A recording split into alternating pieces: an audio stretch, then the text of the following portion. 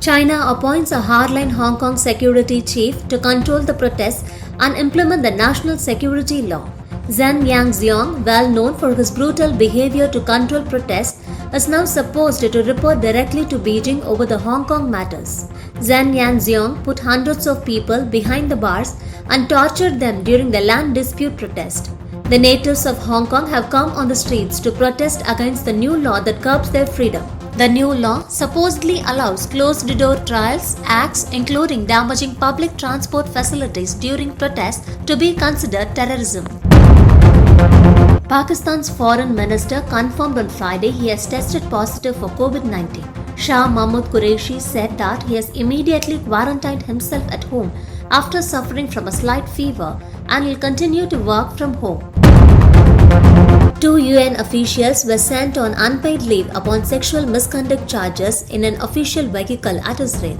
These two shall continue to be on leave until investigation ends. In the Masaka city of Uganda in Africa, Walugambe, a youth aged 29, has given his two-wheeler to his friend. The friend ferried the bike amidst corona restrictions and police seized the bike. Seemingly, police have demanded a bribe of $40, around Rs 3,000 in Indian money. Walugambe set himself on fire in a room at the police station itself and died. Now the station and the city is facing protests and scrutiny over the bribe charges upon the police.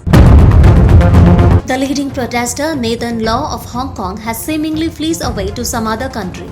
In a video published by US Congress, he has said that he wouldn't disclose his whereabouts for now. The new law envisages Beijing to prosecute anyone who would dare to speak up.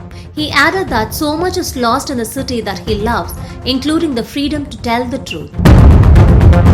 In Dubai, a boy's family approached police and sought their assistance in familiarizing the child with the police role in society and correcting his misconception of police officers.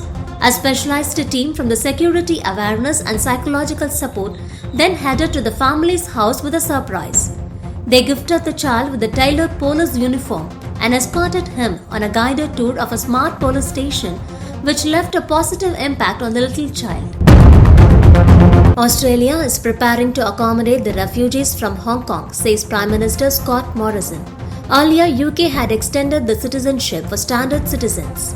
Thailand has created refugee camp to take care of vulnerable people. China has been denying all the charges against it and has said it's their internal matter.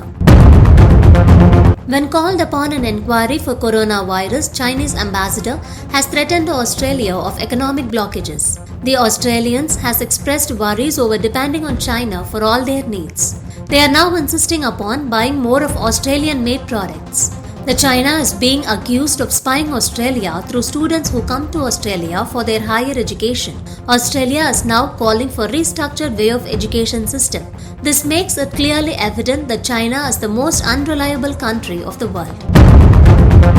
New Zealand's Health Minister David Clark has resigned after criticism of the government's response to coronavirus and his own breaches of lockdown rules. David Clark said continuing in his role was distracting from the government's overall response to the pandemic. Prime Minister Jacinda Ardern confirmed on Thursday that she had accepted his resignation.